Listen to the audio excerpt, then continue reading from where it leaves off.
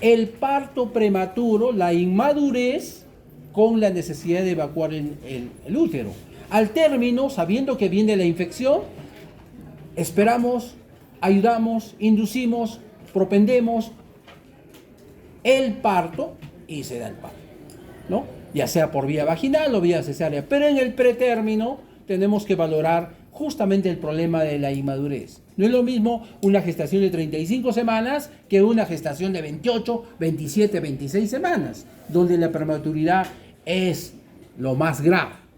Por tanto, yo tengo que lidiar con los problemas de la RPM, básicamente el inicio de la infección, para poder sacar al bebé. Sí, puedo pensar, no, ¿por qué tengo que sacar un bebé tan prematuro que se me va a complicar y se me puede morir? Mejor que quede ahí. Pero ya empezó la infección. Pero un poquito más, le damos antibióticos. No.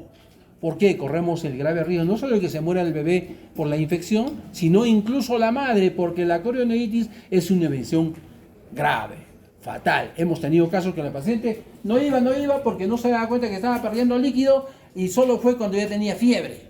Cuando llegó al hospital, estaba chorreando pus por la vagina. Fuimos a escuchar los latidos, el bebé está muerto. Evacuamos el útero, por más que le dimos antibióticos, de repente entró el shock séptico y se murió. Lo que vamos a rápidamente hablar en ¿no? Es fundamental el impacto epidemiológico. Está dentro del espectro de el parto prematuro. El parto prematuro es algo que no queremos, ni la madre ni el bebé, pero básicamente el bebé es el comprometido. Etiopatía y fisiopatología. ¿Por qué ocurre ello? El tratamiento. Hay diferentes esquemas, pero esencialmente el esquema consiste en dar antibióticos, tratar de alargar lo más que se puede si el bebé está en pretérmino. Pero si está a término, terminamos el embarazo de manera espontánea, hasta las 12-24 horas esperamos que vengan solitas las contracciones, o si no, inducimos. Ponemos oxitocina, misoprostol para madurar el cuello, oxitocina, le ayudamos a un empujoncito para que venga el parto y se evacúe. Si es que hay buenas condiciones obstétricas para la vía vaginal, o si no, mejor le hacemos la cesárea, porque si es una pelvis estrecha, el bebé está en presentación pelviana y tiene RPM, mejor. De una vez. ¿Para qué esperar que se infecte? Y si no, otra vez la señora no se ha dado cuenta que ya tenía varios días de RPM y recién está viniendo, mejor terminamos el embarazo prontamente, porque si no hacemos ello, el tiempo que está demorando ya es punible para nosotros como médicos. Conocer en qué hacer situaciones especiales. Hay situaciones especiales, sobre todo el parto, amenaza de parto inmaduro, ¿no? O los pacientes que tienen HIV positivo. Entonces, tenemos que hacer consideraciones especiales en RPMs correspondientes. Y un algoritmo para manejo de RPM. Todos los hospitales básicamente manejan un esquema, un diagrama, para poder determinar su capacidad de decisión. Lo que los gringos dicen decision making. ¿Cómo hacer? Si esto ocurre, ¿qué hacer? Si es sí, si es no, lo que ustedes ya saben. Todo hospital y todos nosotros tenemos que tener. La cosa simple es, si es a término, terminar el embarazo. Puede ser esperando un poco, o para esperar el espontáneo, o si no, inducir. Y si es pretérmino, en función de la edad gestacional, nos vamos esperando a que haya madurez pulmonar fetal. Hay un punto entre las 34 y 36 semanas, 6 días, en las cuales unos dicen, no, esperemos un poquito más. Pero los estudios mencionan de que es mejor terminar las 34 semanas, donde teóricamente ya hay madurez pulmonar fetal funcional, mejor terminar el embarazo. La definición, que ustedes ya saben, antes del trabajo de parto. Periodo de latencia, desde que se rompió las membranas hasta que empezó el parto. ¿Sí? 37 semanas de gestación y previo al inicio del trabajo. Es en la de pretérmino.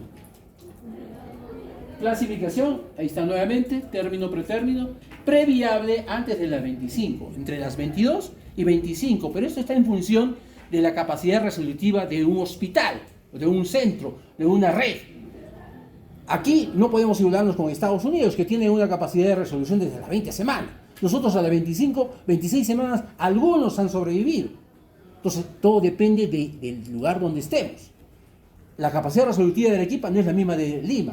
Aquí el mejor hospital donde se pelean por los prematuros es el Hospital Nacional, el ENCAS. Ahí podemos sacar desde las 25 semanas. El Rebagliati en Lima desde las 23. Pero existe lo que se llama la P50. ¿Qué es la P50? La mitad sobrevive y la mitad se muere. Nuestra P50 está por los 28, 29 semanas. En Lima está por las 25 semanas. La mitad se muere, la mitad sobrevive. Es por capacidad tecnológica básicamente, porque si nosotros nos capacitamos en Lima, nos capacitamos en Estados Unidos, ¿cuánto quisieron traer esa tecnología a nuestro ambiente? Y tener, lamentablemente sí, porque depende de muchos factores, tener la misma tecnología, la misma capacidad resolutiva que lugares más adelantados. De acuerdo a la edad gestacional, previa remota, cercana al término, y más de 24 horas ya consideramos prolongada. Si es un pretérmino, 32 semanas, 30 semanas, que no tiene madurez pulmonar fetal, lo sacamos y nos va una membrana hialina, una hemorragia intraventricular, una enterocolitis necrotizante, y con toda seguridad nos va a sacar secuelas si es que sobrevive. Nosotros tratamos de que avance. En tanto no haya infección, avancemos. Le damos antibióticos, un esquema, pero no podemos darle antibióticos permanentemente. Pero al mínimo signo que viene inicios de corionoitis, tenemos que sacarlo, porque si nos demoramos, no, que esté un poquito más, para que madure un poquito más, tengamos apoyo. No, estamos haciendo un perjuicio porque la infección nos mata todo ese esfuerzo de haber esperado. Por eso la infección es cuando empiece, tenemos que terminar, porque si la corionoitis está totalmente instalada, de nada ha servido que ustedes hayan esperado demorado, que la infección lo mate. Y hasta nos puede matar a la madre.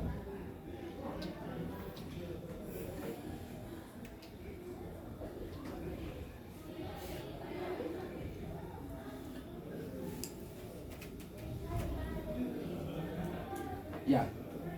También existe en una fase lo que es la RPM, en la fase de dilatación, que se llama ruptura precoz de bolsas. Cuando ya empezó el trabajo de parto, ahí están las bolsas. ¿Sí? Si se revienta antes, sí es un problema, pero no es tanto. Porque lo normal es cuando la cabeza ya está saliendo a haber dilatación completa, es el momento normal que debe romperse las membranas. A veces incluso uno tiene que romperlas. La paciente está en expulsivo, está y la bolsa ahí que no se quiere romper. Miren, esos pacientes que de la nada rompen membranas a las 30, 31 semanas, casi sin contracción, sin nada, y otra señora que está dando a luz y la bolsa no se rompe. Imagínense la diferencia de resistencia en la membrana, que tiene que ver no solo con factores de infección, factores genéticos esencialmente de la configuración de las membranas. Factores de riesgo. Puedo decir que levanten la mano quien fuma. Qué bueno, felizmente. Nadie ha levantado la mano. El solo oler el cigarro ya es como si ustedes estuvieran fumando, porque ustedes saben, para cuestión de medicamentos existen dos cosas: la dosificación y la susceptibilidad. La dosificación es que a más tabaco, más me perjudico y más probabilidad de que... Pero otra es la susceptibilidad. Si solo he olido un ratito y ya me viene el cáncer de pulmón, eso no es por dosis, eso es por susceptibilidad. O sea que nosotros no sabemos si somos susceptibles a todo lo que nos pasa. Hay fumadores que mueren a los 70 años de cáncer de pulmón, ya pues tanto, todos los días una cajetilla. Hay otros que solo han olido una sola vez y les dio el cáncer de pulmón. Susceptibilidad. Entonces, tener mucho cuidado con esos factores de riesgo. Obviamente hay propios del huésped, propios genéticamente, y algo que tiene que ver con el ambiente. Aquí nosotros siempre estamos midiendo la longitud del cuello uterino, porque si se compromete el cuello uterino, más posibilidades de infección. La longitud cervical. Tienen ustedes el OR 1.8 hasta 9, si es que el cuello está menor. El estado socioeconómico también, ustedes ven los factores de OR, odds ratio, que tiene que ver la relación o la ponderación de ese factor de riesgo en relación a pacientes que no tienen RPM versus las que sí tienen. La infección, miren ustedes, el OR de una paciente con ISAD, de 2.3 a 607. Ahí hay mucho. O sea, hay pacientes que ya se sabe que van a tener RPM porque están conizadas. Probablemente han sido conizadas por NIC. ¿Qué es el NIC? Es la infección por HPV. ¿Qué porcentaje de nuestra población de mujeres se están vacunando? ¿No? En mis tiempos, hace 10 años, era ni el 5 ni el 10%. Felizmente ahora, con el advento de las campañas, supongo que todos ustedes están vacunados. Hombres y mujeres están obligados a vacunarse, todos jóvenes, hombres y mujeres, ¿no? Vacunar con el HPV, porque esto es lo que condiciona la necesidad de tener que hacer el cono, porque hay una lesión premaligna, un NIC, no espera que sea cáncer, pero ya le condiciona su futuro reproductor a esa mujer, ¿sí? Un conito puede ser bien hechecito, no pasa problemas, pero puede determinar lamentablemente que el odds ratio sea de más de 600, o sea, saber que de todas maneras le va a dar RPM. ¿Qué infecciones condicionan igualmente? Bien, todos estos gérmenes que están involucrados en la flora vaginal, que puede ser normal o que puede ser ya con compromiso. Todos estos pueden generar una RPM. Y en función de ello, nosotros tenemos que dar antibiótico profilaxis. Se rompió la membrana, tenemos que dar en lo posible contra todos ellos, porque si no, ascienden y producen la corionitis. Eso es el inicio, el ataque de ello. ¿Cuál es el más frecuente? Estos dos, ¿no? Y también los otros. Entonces, de acuerdo a eso, nosotros damos nuestros esquemas de antibiótico profilaxis. Lo mejor es evitar tener ello. Una mujer sana completamente puede tener una que otra cosa, pero rápidamente va al doctor, se cura y perfecto, ¿no? Pero si se le ocurre o no se ha cuidado y se embaraza y tiene todo esto, ya durante el embarazo puede todavía tener tiempo de ir a la consulta, se le hace cultivos vaginales y se determina cuál es ellos y se limpia de ello. Pero la gran mayoría de mujeres no van pues a la consulta, no hacen prevención.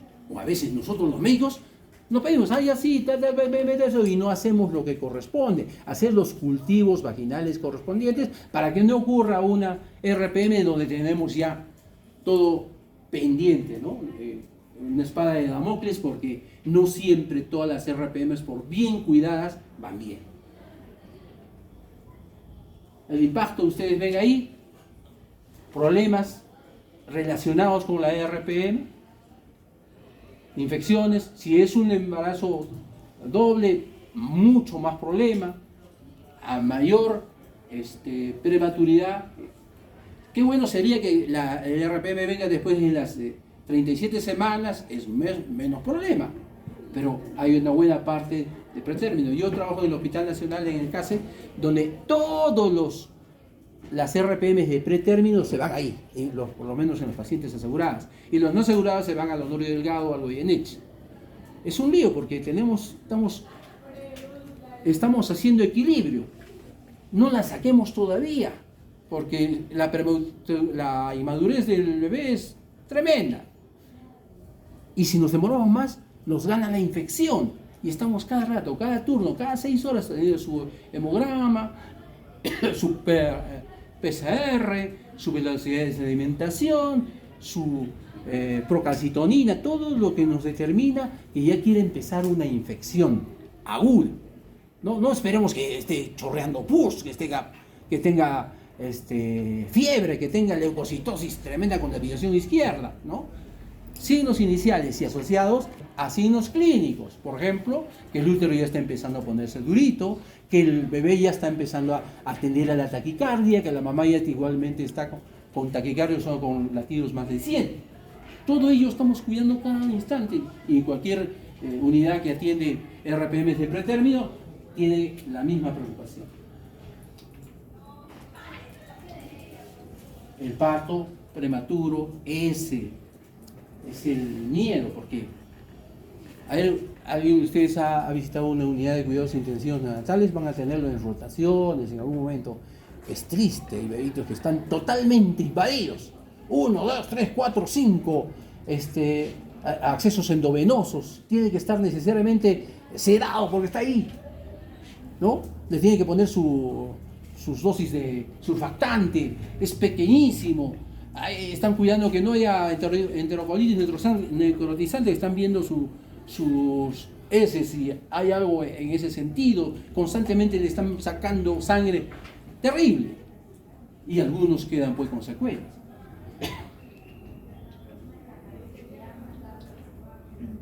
Mortalidad perinatal. Este es uno de los componentes que apoya hasta en un 20%, contribuyen a la mortalidad perinatal. Tanto porque obligan a sacar un bebé prematuro, muy prematuro. Pero es que si no lo sacamos se muere por una infección. Va a la unidad de UCI neonatal, nos reclama, pero ¿por qué lo han sacado tan pequeño? ¿Pero qué hacemos? Si no lo sacamos se muere dentro del útero y se nos muere la madre.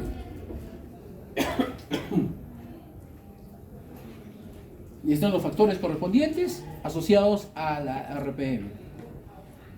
La membrana hialina, o sea, el distrés respiratorio del recién nacido, en primer término, es lo primero que cuidamos. Apenas una RPM prolongada de 30, 31 o 28 semanas que está aguantando todavía y no inicia corionoides, apenas haya altas posibilidades de que haya posibilidad de evitar la asfixia al nacimiento, lo estamos sacando.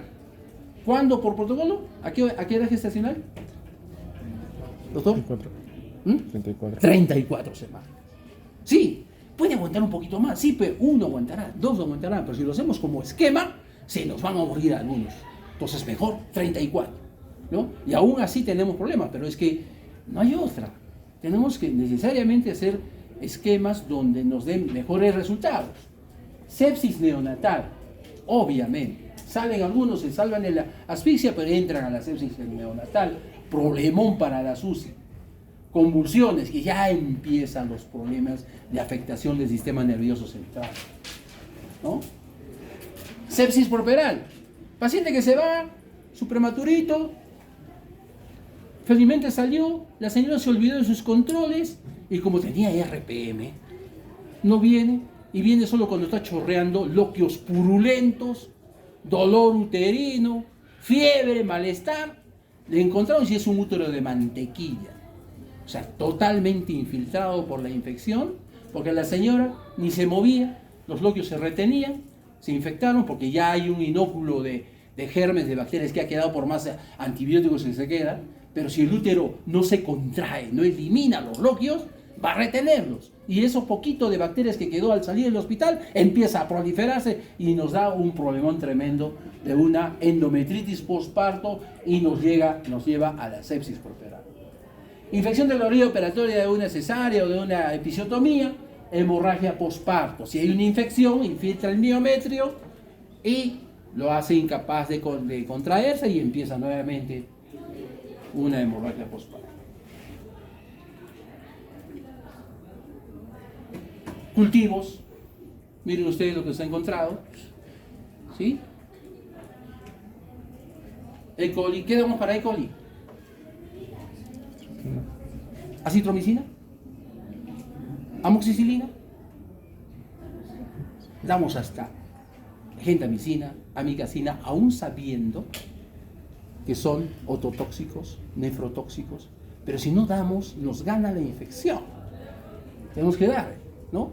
Y es un bebé, una madre que recibe ello y sabe que pasa al bebé y que tiene esa posibilidad, pero como sabemos en nuestro seminario del primer semestre en el uso de los medicamentos y embarazo, a veces tenemos que usar pues, medicamentos que sabemos que tienen una posibilidad de afectar, pero en el pro y contra tenemos que utilizar en función de la evidencia de lo que tenemos en manos.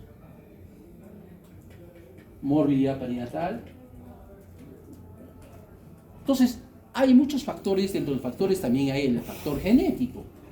Ustedes ahí tienen cuando empieza la formación del amniocorium, las membranas que se fortalecen, a las 12 semanas están completándose, francamente. La histología que ustedes lo van a leer Y les digo, de acá sacamos algunas preguntas, ya no va a ser tan fácil como, como el primer examen. Eso está en todos los libros.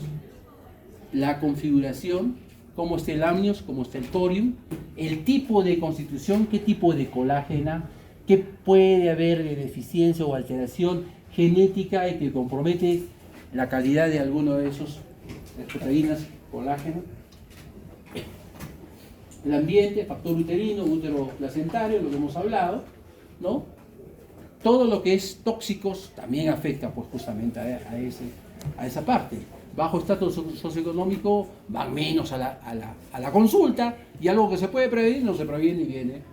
Factor uterino, sangrado, trauma, anomalías, insuficiencia cervical, la conización nuevamente, y a veces hay pacientes que ya están con mínimo, ligera dilatación cervical, con pase tremendo de la microbiota vaginal a las membranas y empieza a horadar las membranas.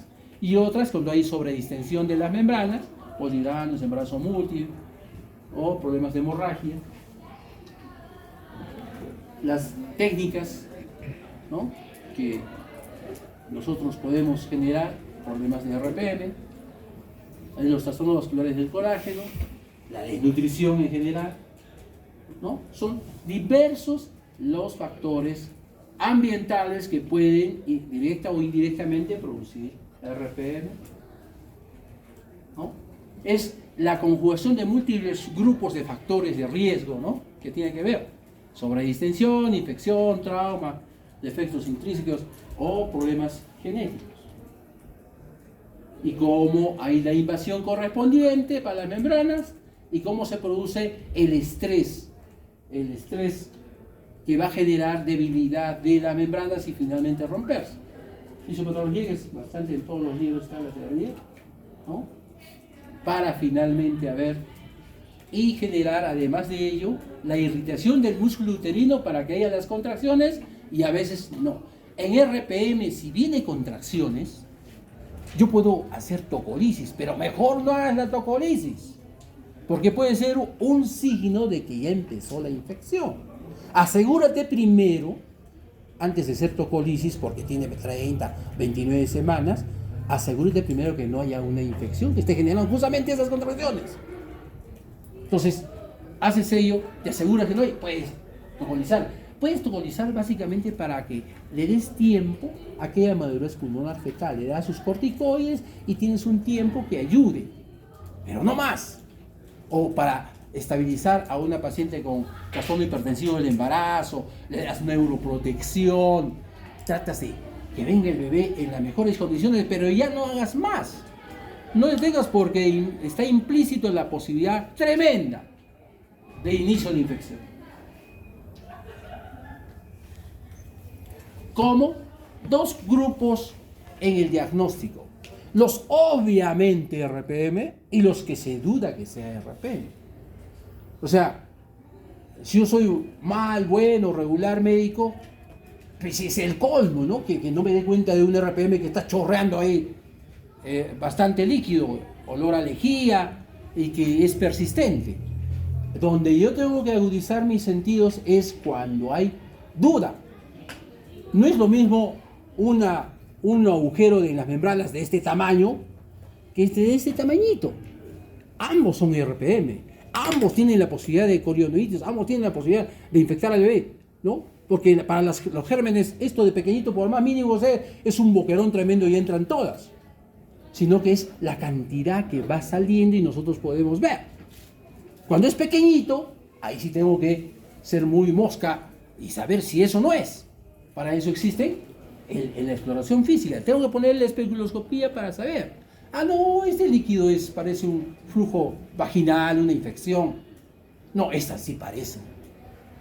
Ah, no, estoy en duda. Saco una muestra y empiezo a hacer mi discriminación. Le hago la ecografía y veo que hay buena cantidad de líquido. ¿Cuál es que ya perdió líquido? Pero no te confíes, porque eso puede ser un orificio pequeñísimo que va perdiendo poquito a poco y no evacúa todo, porque el líquido amniótico se estaba formando. Se está perdiendo mínimamente, pero se está formando. De tal manera que pareciera que no ha perdido nada de líquido. Y esa es la trampa, justamente. Pero si pierde alto líquido, le haces la ecografía y no hay líquido, pues es obvio, es de sentido común. ¿Dónde está yéndose ese líquido que no hay? Se está perdiendo. Pero cuando es pequeño hay que tener muchísimo cuidado.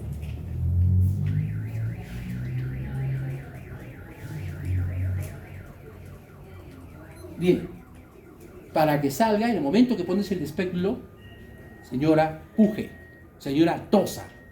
El toser le da más fuerza a la presión intraabdominal para que haya fuerza que se transmita a la presión intraamniótica y pueda salir.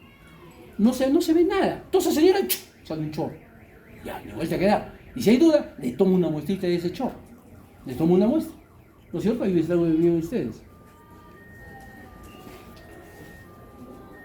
Y entonces le tomo y hago la disquisición, la diferenciación de un líquido amniótico versus un líquido de hidrorrea vaginal que puede ser normal, puede ser por una infección vaginal.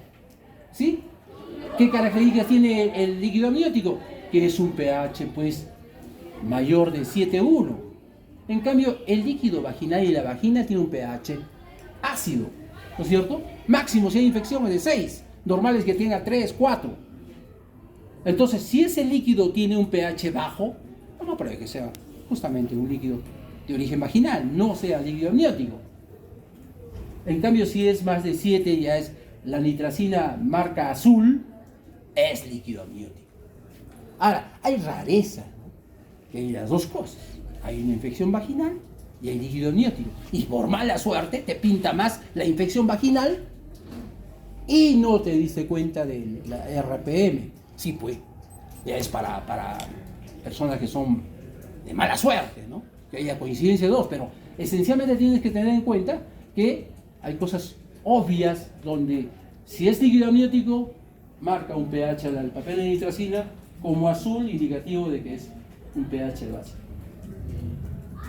El FERN, test de FERN o el Ferning, es ese mismo líquido, lo pones en una lámina de portaobjetos, lo haces resecar y agarras un microscopio. Si no lo tienes en el piso, te vas rapidito al laboratorio y hay un montón de microscopios. ¡Pum! Miras y es clarísimo, ¿no? Miren ustedes, desde el helecho, ¿sí? O estrella de mar, el helecho macho, y esto que es totalmente diverso, puede que haya, pero si hay, y te parece que hay conformación de helecho, es RPM. Es RPM. Mejor la tratas como RPM. Ya tienes otros recursos que ya son más sofisticados, ¿no? Donde ya tienes que gastar cuando hay duda todavía. Y entonces ya hay detecciones especiales, ¿no? Con preparados especiales. Miren ustedes cuánto es el costo. Tú valoras si vale la pena gastar o no, porque no va a gastar al final es la paciente. Si es un seguro, tal vez. Aún así, la auditoría dice, doctor, ¿y usted por qué ha pedido esto? Y estamos en problemas. Tienes que demostrar la razón por qué has permitido un semejante gasto. Miren ustedes el costo. Pero estos son apoyos para... Estás perdiendo bastante líquido, le vas a hacer esto solo por cuestión docente, pucha, te cargan, porque, doctor, usted tiene que pagar. Vean la sensibilidad y especificidad de estos, ¿no? Esta es la más sensible y específica, el Amnisur, ¿no? De este compuesto que solo está en el líquido amniótico. Lo tomas en el fondo, en el líquido escaso del fondo del saco vaginal y tienes la salida. Tú sabes cuánto te cuesta. La amniosíntesis diagnóstica, sí, le pones un colorante al líquido y esperas con una gasita si va. Es algo invasivo, que también es posible. La ecografía, el índice de Phelan o índice, o el ILA, ¿no? El ILA o índice de Phelan, que determina si correlacionas con la pérdida vaginal.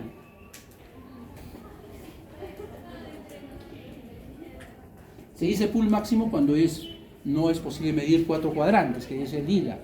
Es el pozo máximo en casos de gestaciones menores de 24 o 23 años. Entonces el manejo, conservador y activo. Conservador es esperar, ¿no? esperar, ¿no? Por ejemplo, a que madure el pulmón fetal, o activo, mejor terminas el embarazo de una vez. Entonces tenemos que combinar actitudes o manejo entre conservador y activo. Apenas tengamos un signo inicial que a unos le parece que hay inicio de infección y a otros no, si tú eres conservador, esperas, pues.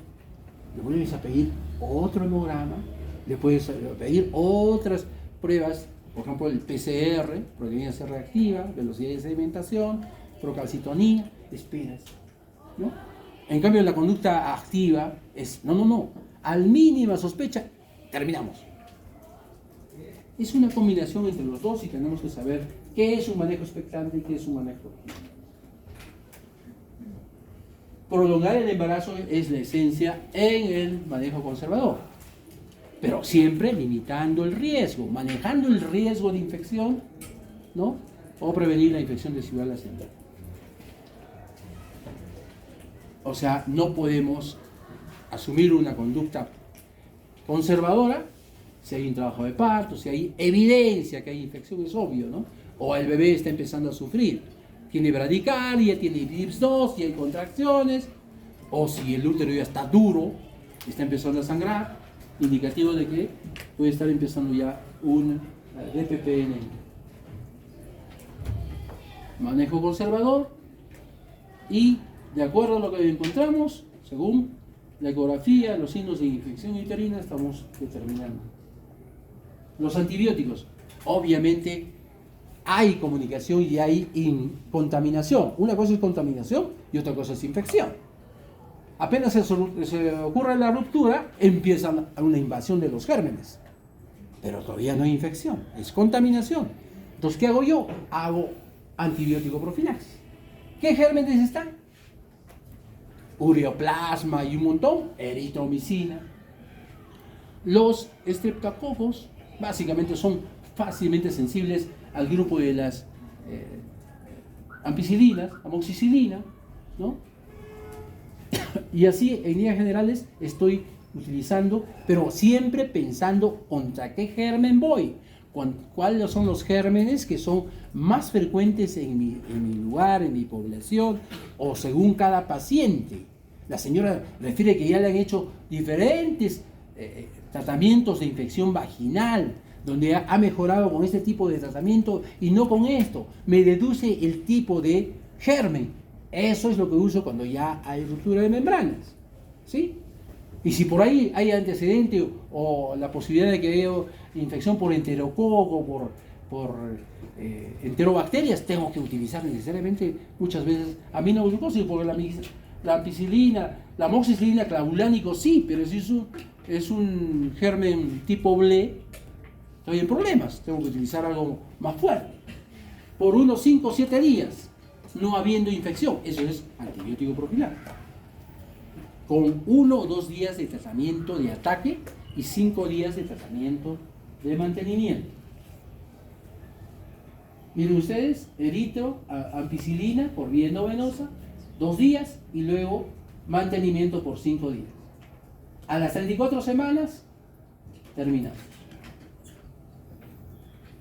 Para micoplasma y todo lo demás, tenemos básicamente acitromicina que podemos dar.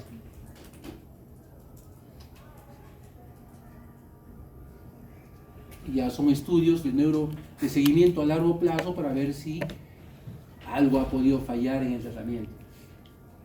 No tanto en el momento o el objetivo inmediato, sino a largo plazo.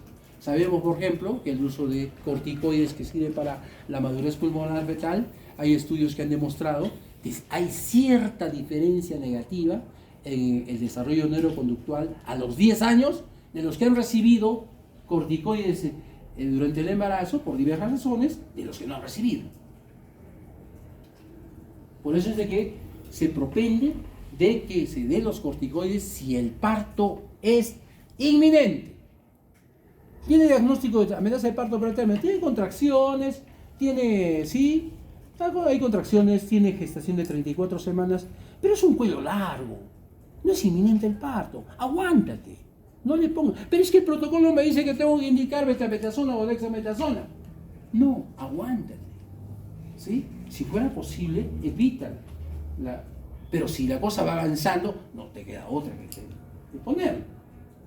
Tiene los esquemas correspondientes cuando no hay alergia a la penicilina, o si hay ligera o bastante alergia, ¿no? Si hay mucha alergia, ya utilizas clindamicina, eritromicina. Hay estudios correspondientes en ese sentido, más estudios en relación al uso de antibióticos, en relación al inicio, al ingreso de UCI, en relación al bienestar del bebé.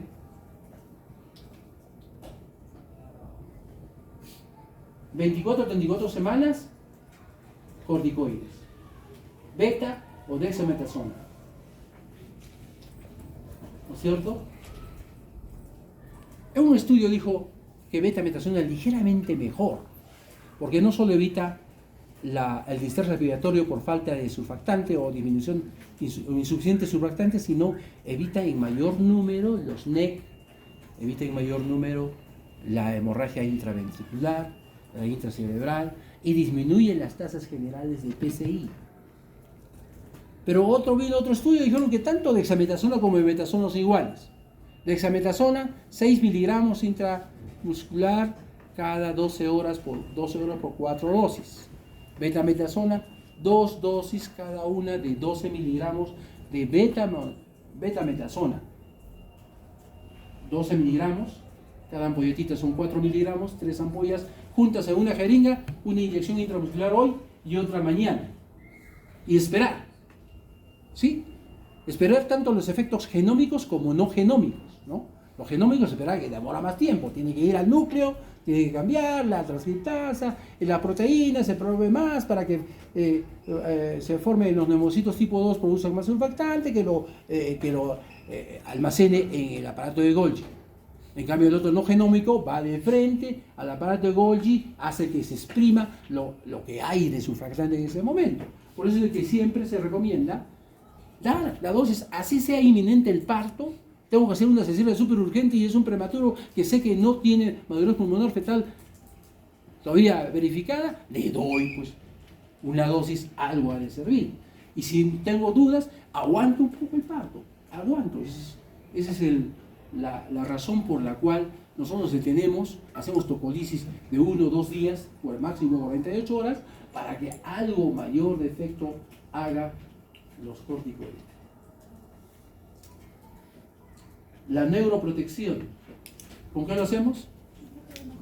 Sulfato de magnesio. ¿Cuál es la dosis? Hay diferentes dosis, pero la dosis en general, esto es la betametasona, neuroprotección. Esencialmente es 4 gramos endovenoso, ¿no es cierto? Que son en formas, por ejemplo en mi hospital, los 4 gramos los ponemos en un Volutrol de 100, a los 100 centímetros del cloruro de sodio le quitamos, si son 2 ampollas cada 10, le quitamos 10 y 10, 80. 80, le sacamos 20 y le ponemos ahí tienes 100 centímetros cúbicos de solvente por 4 gramos de soluto. Y eso le pasamos en 20 minutos. A veces he tenido perestancias severas donde el bebito está de 28, 29, 30, 31, porque la norma dice menos de 32. Le ponemos, esperamos por lo menos la media hora, los 20 minutos para que pase todo ello. Neuroprotección. Lo ideal es que sea por lo menos 12, 24 horas, ¿no? ¿Cuál es la idea?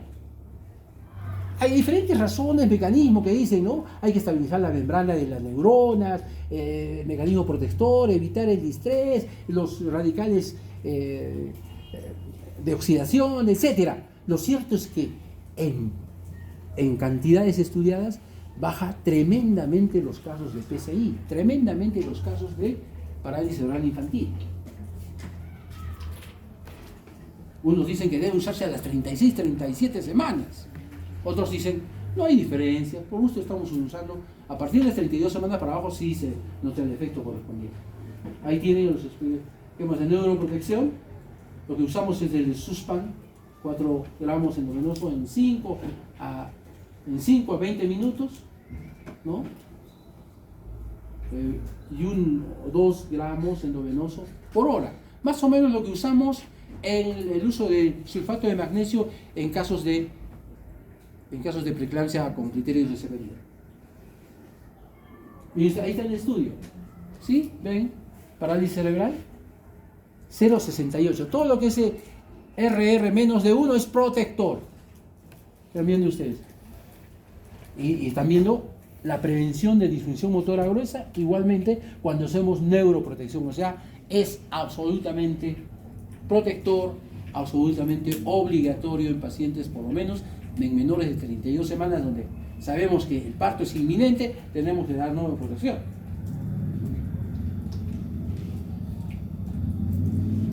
Los tocolíticos, como mencionado, solo en los casos específicos que deseamos un poquito de tiempo para completar la madurez pulmonar total, ¿no?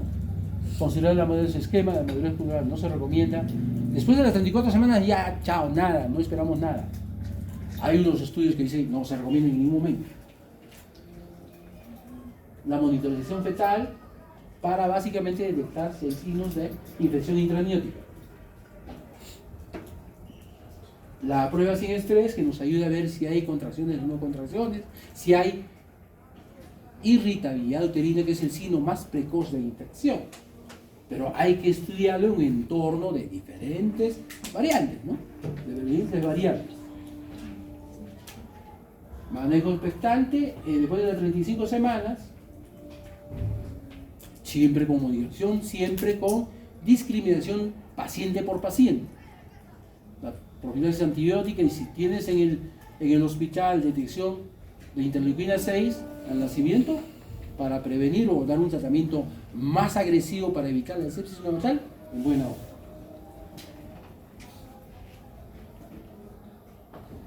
El riesgo materno, ¿no?, de respuesta inflamatoria en los bebés, como ustedes ahí, a menor edad gestacional, peor, lo mismo, bajo, intermedio, alto. Y la puntuación FIRST para determinar el riesgo. La relación obstétrica, los problemas que puede ocurrir si es que nosotros no detectamos a tiempo una RPM, el manejo activo. Siempre entender que a las 34 semanas nosotros terminamos el embarazo, aún sabiendo que todavía en un buen porcentaje no se ha completado la madurez pulmonar fetal. Pero lo bueno de la UCI neonatal de esos tiempos es que ya se usa el surfactante externo, que hace 15, 20 años no había y era terrible. La mortalidad por membrana hialina era alta.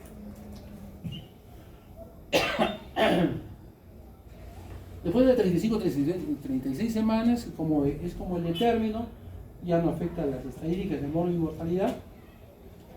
Casos especiales, si se necesita cerclaje o no, siempre y cuando tenga el cuello de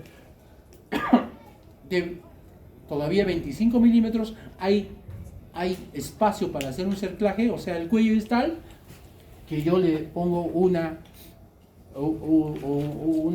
especie de ligadura para que ese cuello no se siga dilatando y pueda permitir una RPM. Pero si hay RPM, ya pues está contraindicado el cerclaje.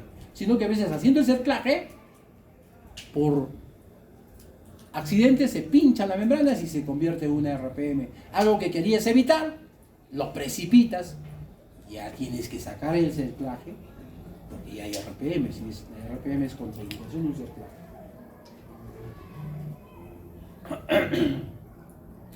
Retiro de cerclaje.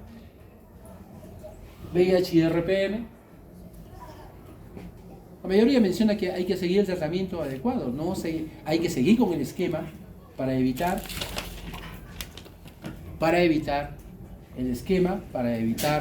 la transmisión vertical. Definitivamente hay más riesgo, porque ¿cuál es el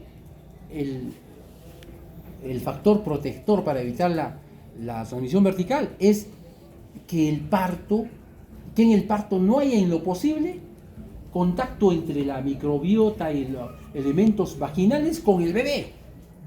Pero en un RPM está. Entonces depende mucho de lo que tengas. Si tienes una unidad de cuidados intensivos neonatales que te dice, sácalo ya, sácalo. Entonces estás disminuyendo el inóculo de las partículas virales que están. Pero si tienes carga viral indetectable, tienes linfocitos CD4 al tope, puedes todavía mantener ese bebé. Todo depende de cada caso en particular, pero ya te estás jugando, porque definitivamente ya no es el mismo pronóstico que cuando no hubiera RPM, estás cuidando, porque tú sabes que en una HIV positiva tienes que hacer cesárea. No puedes permitir el riesgo de que haya contacto con la vagina que tiene los virus y el bebé que no los tiene. Hacerle la cesárea, y la cesárea tiene que ser especial.